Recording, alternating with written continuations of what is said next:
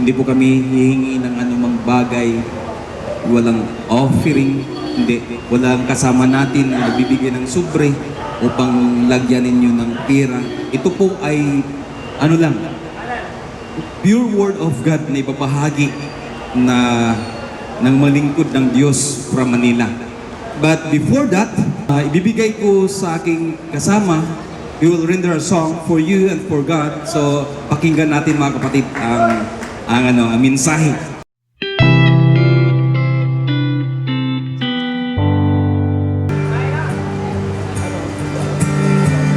We bow our hearts within our knees.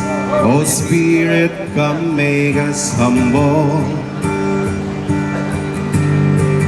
We turn our eyes from evil things. Oh Lord, we cast down our idols. So give us clean hands, give us pure heart. Let us not lift our souls to another. So give us clean hands, give us pure heart. Let us not lift our souls to another. Oh God, let us be a generation that seeks your faith.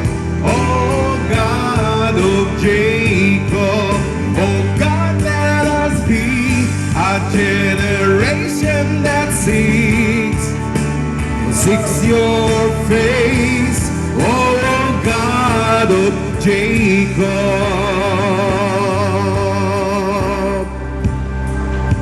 Amen.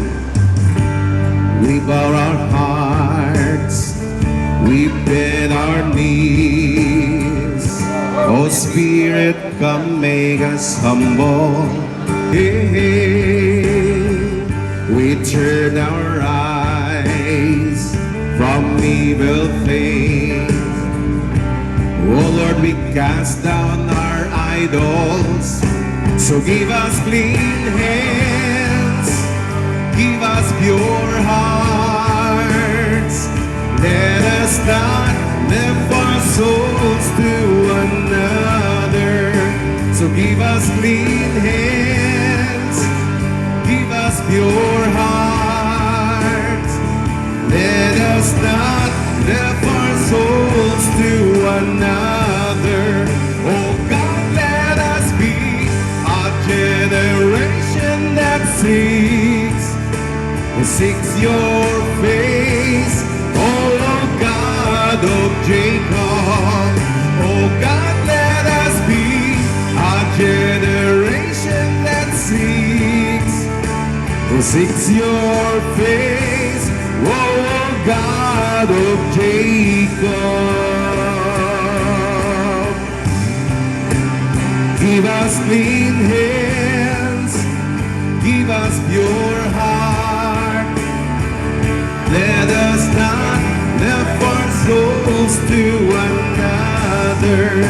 So give us clean hands, give us pure hearts. Let us not lift our souls to another.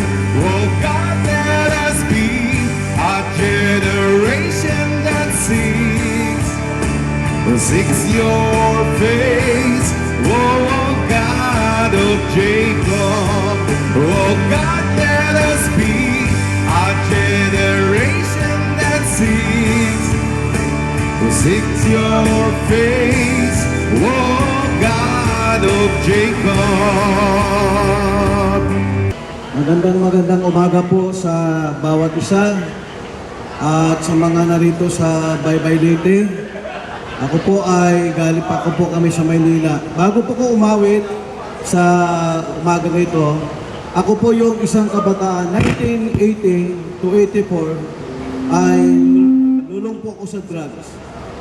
Dati po akong drug addict, but alam niyo po yung labas-pasok ako sa bilangguan. Involved ako sa mga trouble, sa mga hold-upan.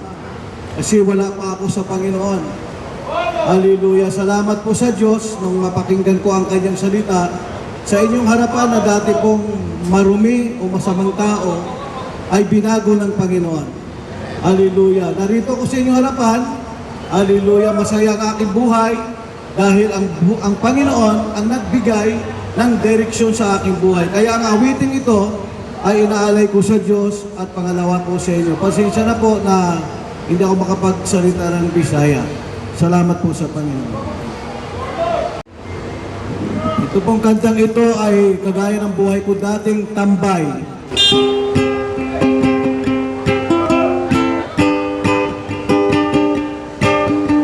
Ako na dating tambay dyan sa kanto, kagrupo ng mga adik at lasinggo. Walang ginagawa sa buong maghapon, kundi lumakla at uminom. At kung kami ay mga lasing na, iba na ang tono ng mga salita. Walang kabagay-bagay na tatayo, na uuwi sa pasagulo. Ako na dating singil ng mga club, ngunit ako'y nag-umpisa ang mangarap. Ako'y naglakbay na walang direksyon, patungo sa malalim na balon. Salamat sa Diyos, ako'y inahon mula sa tuluyang pagkakagumon. Aking nagisnan ang bukang liwayway, may bagong pag-asang taglay. O kay kagat kung nalulong sa ganitong sitwasyon, ngayon ko lang nalaman na aking nasayang ang panahon. Iba't ibang sakit ang naramdaman ng aking buong katawan, at ito'y sanhi ng mga kasalanan. Mga kaibigan, hindi pa huli ang lahat.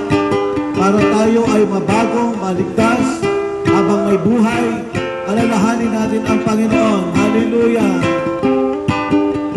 Sa pagbabalik doon sa kanto, kagrupo ko ngayon ay mga Kristiyano, tagapagpahayag ng kaligtasan, humahayo sa sanlibutan. O kay sarap ng pakiramdam, kung si Kristo'y pinaglingkuran, tuwa't nahamon kaibigan sa aking kasaysayan. Kakaroon ng kaganapan ang magandang kinabukasan, at ika'y makapabilang sa mga tupa sa kanyang kawan. Mga pagpapala ay ibibigay kung ihahandog mo ang iyong buhay. May bonus ka pa, walang hanggang buhay. May bonus ka pa, walang hanggang buhay. Palakpakan po natin ang Panginoon. Praise the Lord po. Hallelujah. Dito po sa Baybay Leyte, galing pa po kami Cebu, ng Talisay, from Cebu, pumunta po kami rito para po bahagi ng salita ng Panginoon.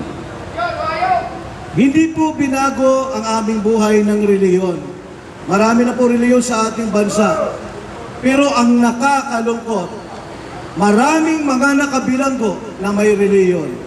Hallelujah. Isa na po ako doon, mga kapatid. Ang napaka-importante, yung magkaroon tayong relasyon sa Panginoon.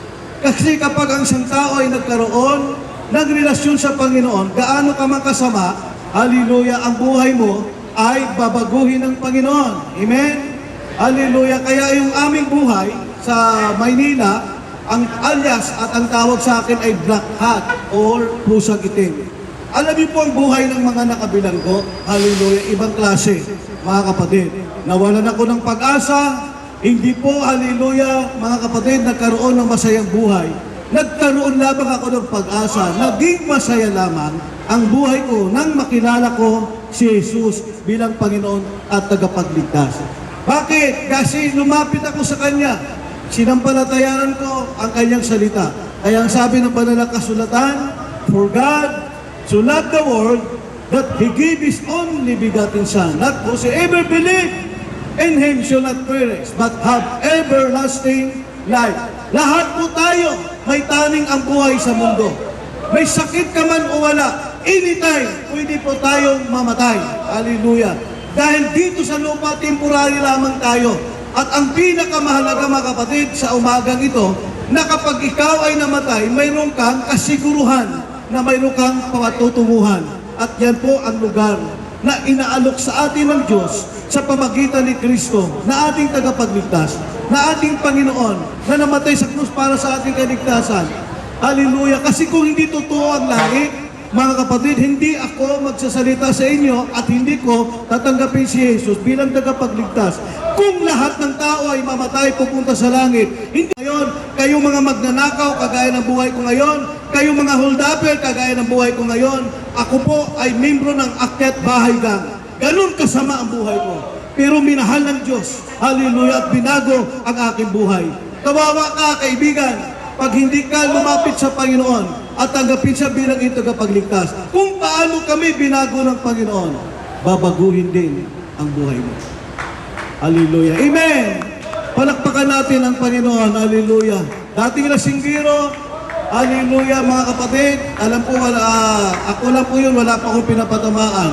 Yun po ang buhay ko. Kaya yung kanta ko, dating tambay, dyan sa kanto. Kagrupo ng mga adik at lasinggo. Pero nasa harapan nyo, binago ng Panginoon.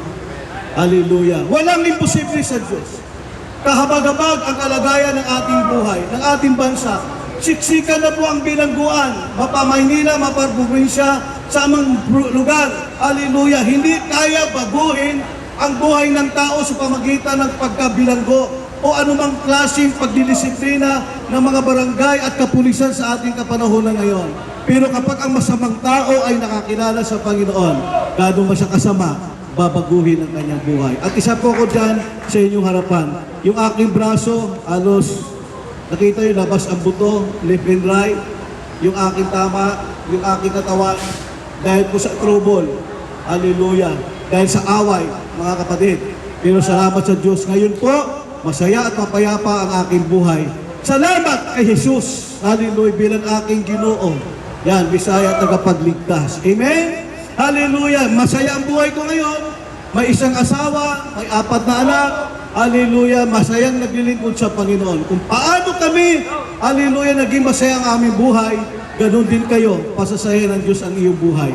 Kailangan tanggapin lamang natin siya bilang ating tagapagligtas. Amen? Praise the Lord. Hallelujah. At isang pribileyo po na ngayong sandali ay makita po natin yung kabutihan at yung lubos na pagmamahal ng Diyos po sa atin.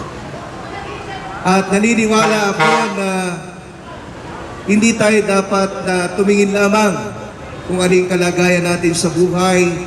Kasi ang tao ho, puro pag-aalala yan eh. Naghahanap tayo kung paano natin mabibigyan ng kalutasan kung ano yung kalagayan natin sa buhay. Pero ang sabi ng Mateo, Kabanata 4, Talatang 4, ang sabi ng Biblia, hindi lamang sa tinapay nabubuhay ang tao, kundi sa bawat salita na lumalabas sa bibig ng Diyos. Ibig sabihin, napakahalaga sa buhay ng isang tao. Higit sa lahat, ang salita ng Diyos. Ang salita ng Diyos ay punong-puno ng pag-asa. Ang salita ng Diyos ay punong-puno ng kaliwanagan para maunawaan natin lubos kung bakit tayo nilikha at ginawa ng Diyos. Inilagay sa mundong ito.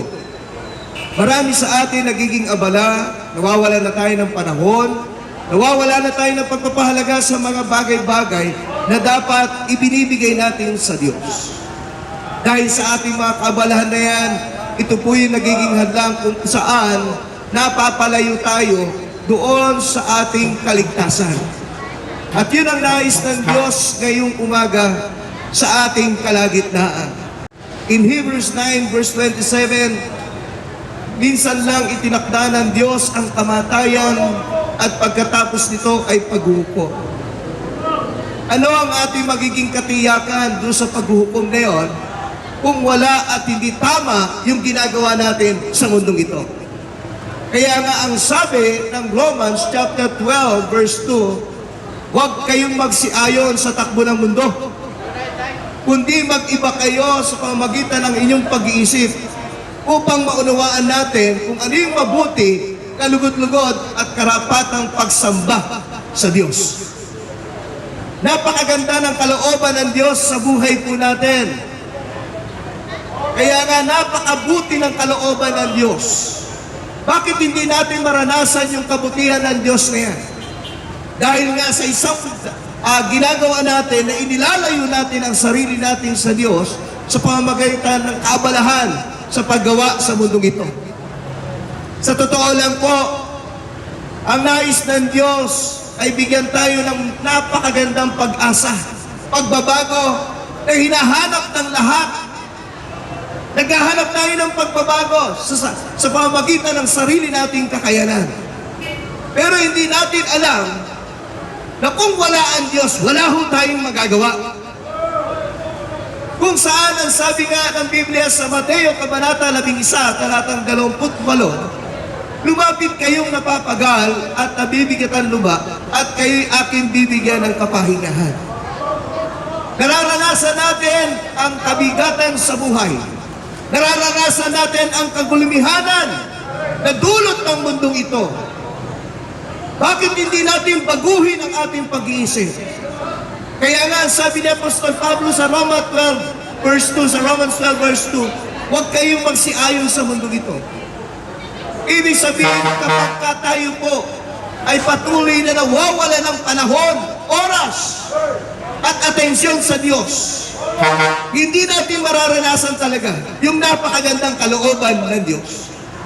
Hindi natin mararanasan yung kapahingahan na hinahanap nating lahat.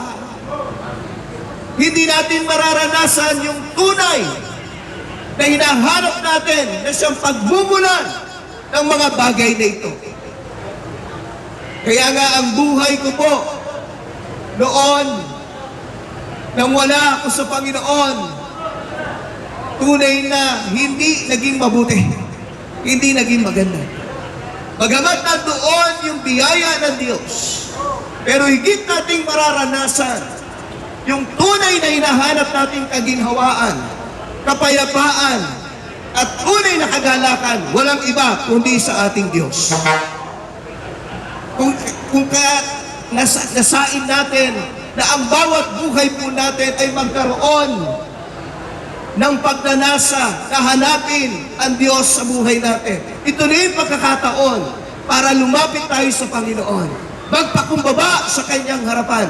Dahil sa Kanya lamang natin masusumpuran ang tunay na kapahingahan, ang tunay na kagalakan, ang tunay na kapayapaan, at tunay na pagmamahal na hinahanap ng bawat isa po sa atin. Sa buhay na ito, naranasan ko po yan, lahat ng yan. Nung aking isinuko ang buhay ko sa Kanya, nakita ko ang tunay na kabutihan na hinahanap ko sa mundong ito. Nakita ko ang tunay na pag-asa nung lumapit ako at tinanggap ko ang Diyos sa buhay ko. Kaya salamat sa Panginoon. Wala po ako, wala po kami sa inyong harapan. Hindi dahil sa kabutihan ay pinagkaloob sa amin ng Panginoon. At bilang pagtotoo, kung saan ito po ang lahat na ginawa ng Diyos sa buhay po namin. For how many years, naging alipin ako ng mundo.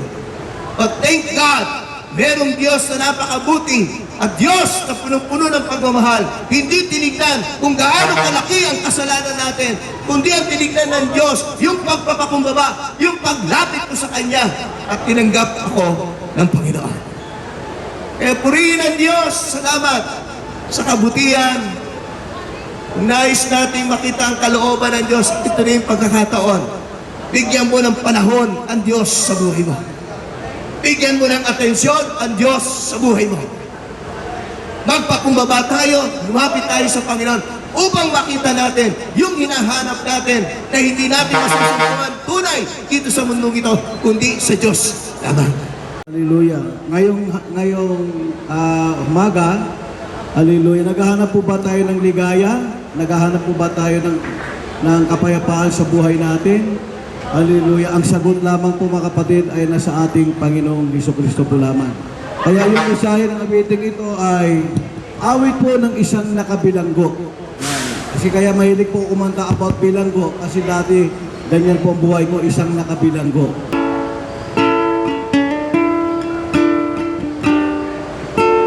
Tandang-tanda ko pa nung ako ay nasa bilangguan, lahat ng kahirapan ay aking naranasan. Isip ko'y gulong-gulo, wala na yata kalayaan. Subalit noon, isang gabi, ay aking nalaman. Sagot sa aking katanungan, kay Jesus ko natagpuan. O aking mga kaibigan, si Kristo ang iyong kailangan. Kung di mo siya lalapitan, bilanggo ka nga ng iyong kasalanan. Isuko mo ang buhay mo at ialay mo kay Kristo.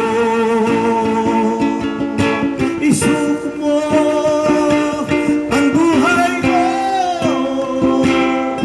at ialay mo kay Kristo.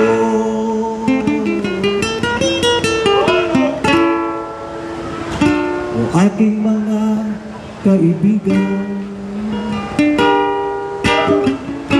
si Kristo ang iyong kailangan. Kung di mo siya lalapitan, bilanggo ka nga ng iyong kasalanan.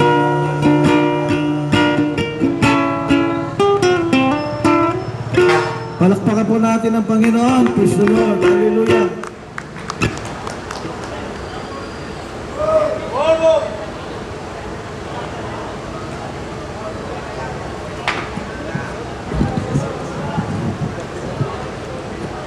Okay, praise the Lord.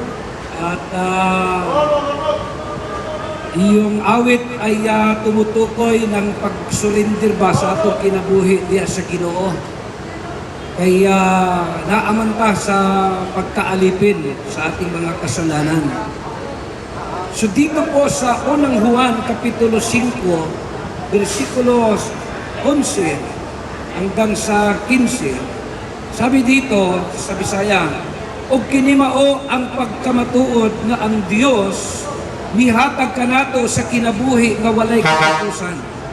Og kini nga kinabuhia anaas sa iyang anak si Jesu-Kristo. Ang nagabaton sa anak may kinabuhi, ang wala nagabaton sa anak sa Dios walay kinabuhi. Kining mga butanga gisulat ko kaninyo na nanagpanuo sa ngalan sa anak sa Dios karon mahibaluan ninyo ang nakadawat kamo sa kinabuhi nga walay katapusan. Ug kinimao ang pagsalig nato kaniya nga kung mangayo kita bisan unsang butanga sumala sa iyang kabubuton, siya nagapatalinghog kanato. Ug kung nahibaluan nato ipatahigmugan niya kita sa tanan nga atong nagapangayoon kaniya, na hibaluan nato nga may ato kita sa gipangayo gikan kaniya. So ito po ay tumutukoy life after death. Salamat po sa Panginoon, malakas pa rin tayo hanggang ngayon, nakapag-drive, naihatid natin ang mga pasahero natin papunta sa Tacloban, sa Ormoc, o dito sa Maasin, at nakapaghanap buhay. Napakabuti po niya. Pero mga kapatid, dito po sa Baybay High School, diyan po ako nakapag-tapos ng aking high school. Ay laman din po kami na puro tambay po dito sa Baybay. At lumaki po ako rito. Pero walang direksyon ang buhay dahil nasa ilalim ng kasalanan. So nagpasalamat ako sa Diyos nung mag-edad ako ng 20, malakas pa rin ako, malusog, at walang sakit hanggang ngayon, 61 anyos na ako. Pero mga kapatid, tandaan po natin, merong buhay pagkatapos ng kamatayan. Ang iba ay ibig po nilang magpakamatay dahil napakatindi na po ng kanilang mga problema. Hindi na makayanan. Pero hindi po natatapos ang buhay doon. Sapagkat may buhay tayo sa kabila na itong buhay na ito ay walang katapusan. Ito yung tinatawag na eternal life. Tandaan po natin, nilikha po tayo ng Diyos, wala pong kamatayan. Immortal po ang nilikha ng Diyos. Hindi namamatay ang tao na nilikha ng Diyos. Pero dahil po sa kasalanan na pinagdidesisyonan ng tao, doon nagpasimula na ang tao ay may hangganan. Meron po ang anak ng aking kaibigan, last 2 nights ay nag-preach po ako roon. 24 anyos lang, namatay na after ng kanyang pagkatapos ng kanyang kolehiyo. Sabi ng kaibigan ko, kapitbahay namin sa Igang, sayang ang buhay ng anak ko. Pagkatapos nagumugugol ako ng napakalaking salapi para lamang makapagtapos sa kolehiyong anak ko, din pagkatapos namatay. So, pinakamabangat na tao sa mundong ito, walang iba kundi ikaw na nakaupo dyan, sapagkat hanggang ngayon, buhay ka pa rin malakas. Pero paano na? Dahil ang kamatayan ay wala po makapagsasabi kung kailan. May namamatay na 1 taong gulang lamang. May namamatay, yung lula ko ay 108 years old. Napakatagal ng kanyang buhay sa mundo. Kaya't ang kamatayan ay walang makapagsasabi. Kung sabihin mo hanggang 50 anyos lang ako, hanggang 70 anyos lang ako, at saka na lang ako magbalik loob sa Diyos. Pero tandaan po ninyo mga kapatid, meron pong ibinigay ang Diyos na pag-asa. Habang tayo nabubuhay, ay pwede po natin malalaman na sa pagkatapos po ng ating buhay dito sa mundo, meron tayong buhay sa kabila. Ang buhay sa kabila ay walang katapusan. Isinasaad po ng Biblia, o kinimao ang pagmamatuod na ang Diyos nihatag kanado sa kinabuhi nga walay katapusan. Kung kini nga kinabuhia anaa sa iyang anak. Kay Jesucristo, sa pamamagitan ni Jesus Christ na namatay doon sa krus ng Kalbaryo, na ang layunin po niya ay para bigyan tayo ng buhay na walang hanggan. Kapag tinanggap mo siya, papasukin mo sa iyong puso, pagsisihan mo ang iyong kasalanan, then you will receive eternal life. So kahit buhay pa po tayo ngayon, katulad ko, katulad namin, kahit buhay po kami, anytime pwedeng mag-rapture, anytime pwedeng mamatay, pero habang kami ay nabubuhay, ayaw po namin pumunta doon sa langit na nag-iisa. Gusto po namin kayong isama.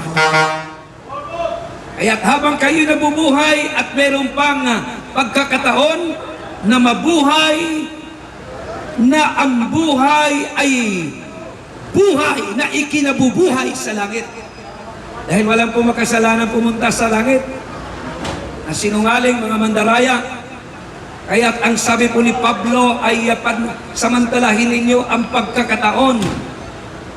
Dahil ang panahon ay pasama ng pasama.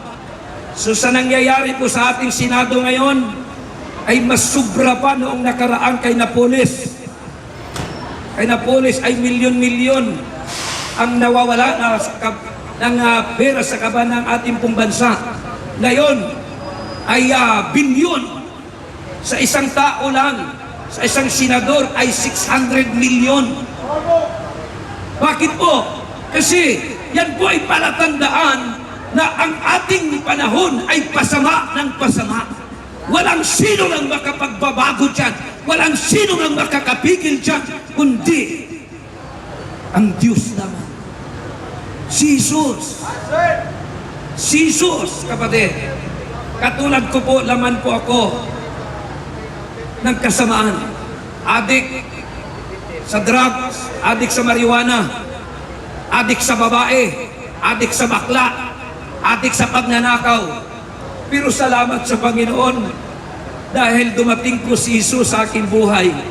Tinanggap ko si Jesus bilang aking Panginoon at aking tagapagligtas. Binigyan po ako ng Diyos ng buhay na walang katapusan. Na isang araw, ito po'y aking tatamasahin doon sa langit. So kaibigan, hindi po kami magtatagal. Handaan po natin walang ibang pangalan na ibinigay ang Diyos sa silong ng langit na sukat ikaligtas ng tao. Siya ay iyong tanggapin mula sa puso mo. Sabihin mo, Panginoong Hesus, pinagsisihan ko po ang aking kasalanan at mula ngayon, iiwan ko na po ito at bubuksan ko ang aking puso. Ikaw na ang maghari, ikaw na ang maging aking Panginoon. Kapag ginawa mo yan sa sarili mo, meron kang pag-asa. Ako po, umalis po ako dito sa Baybay dahil sobrang hirap ang buhay namin doon sa Barrio Igang. Kakain po kami ng alas 7. Huhulihin pa ng tatay ko yung upo namin doon sa ilog. Ganun katindi ang hirap namin. Pero salamat nung maborn again yung tatay ko at isinama po kami sa simbahan, naapektuhan po kami. Ngayon, nakapag-asawa po ako ng isa at may anak po kaming 3, 4 na apo. Gutay-gutay po ang bahay namin dati, pero sa Maynila, kaibigan, biniblis po kami ng Panginoon. Hindi na po kami struggle kung ano ang aming kakainin. Hindi na po kami struggle kung ano ang aming titirahan. Sapagkat kapag meron ka palang buhay na walang katapusan, na yan ay inirigalo ng Diyos, mag-iingat ka pala at yung nagbigay, gagalangin, respetuin mo, sasambahin mo. Halimbawa, bibigyan ko kayo ng 1 milyon. Tag 1 milyon. Sir, bigyan kita ng 1 milyon ngayon. Anong gagawin mo sa akin? Ay, hindi mo ako aawayin. Respetuin mo ako. Dalangin mo ako. Di ba? Hindi mo sabihin, ano ba yan? Ba't 1 million lang? Hindi. Kahit 1,000 lang. Kahit 1,000 lang. Gagalangin mo ako. No? Halimbawa, ngayon, pagbigyan kita ng 500 ngayon, anong gagawin mo? Susunod ka sa akin? Hindi. Wala ka uuwi. Oo, sige, bigyan kita ng 500 ha. Halika dito.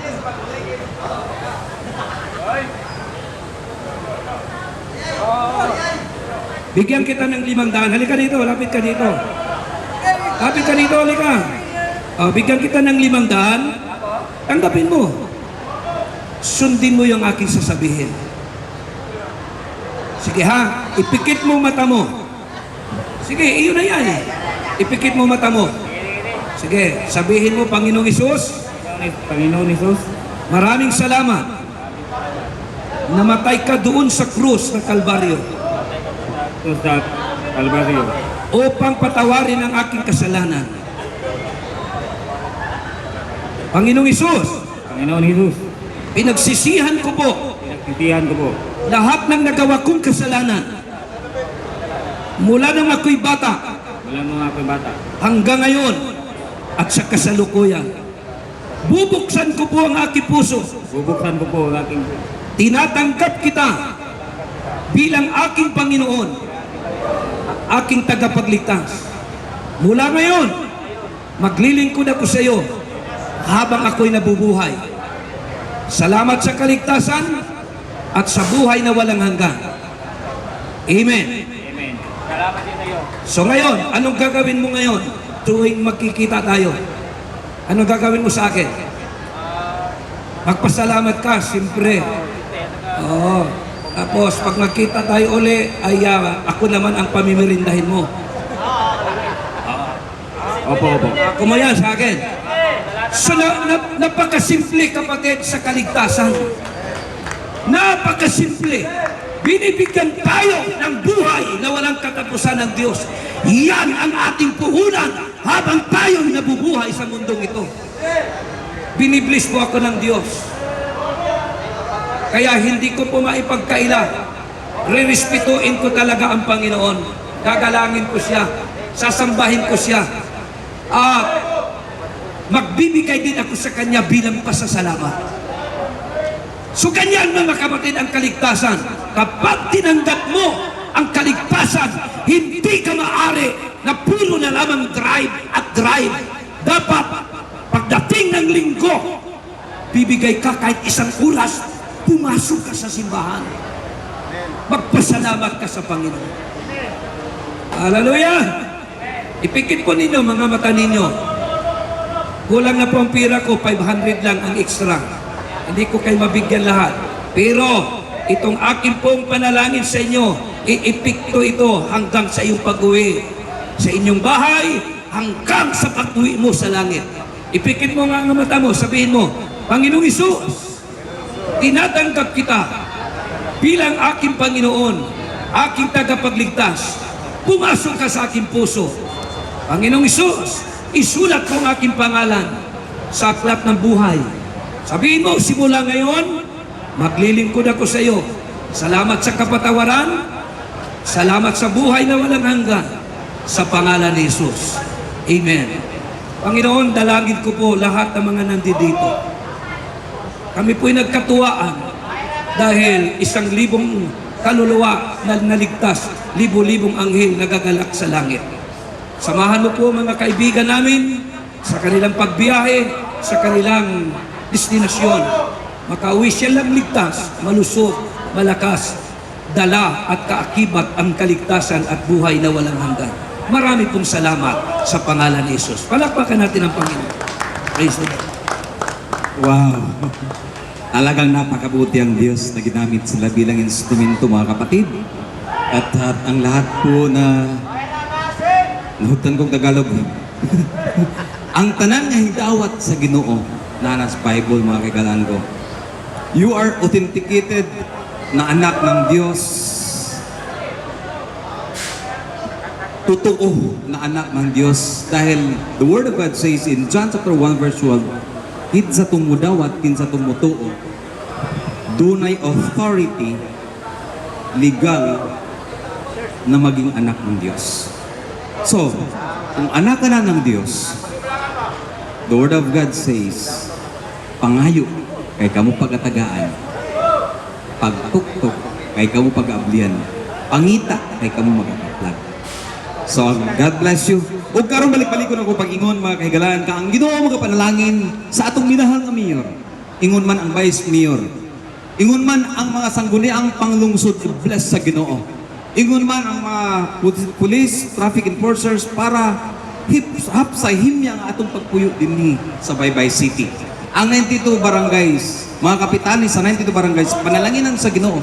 Ang tanang mga drivers, mga commuters, tanang mga negosyante bless sa Ginoo. Ang tanang mga lumulupyo dinhi sa Baybay City, panalanginan sa Ginoo. Jesus is Lord over the city of Baybay City. Lihok baybay, ato ni bay, babay, o mayong morning kaninyo.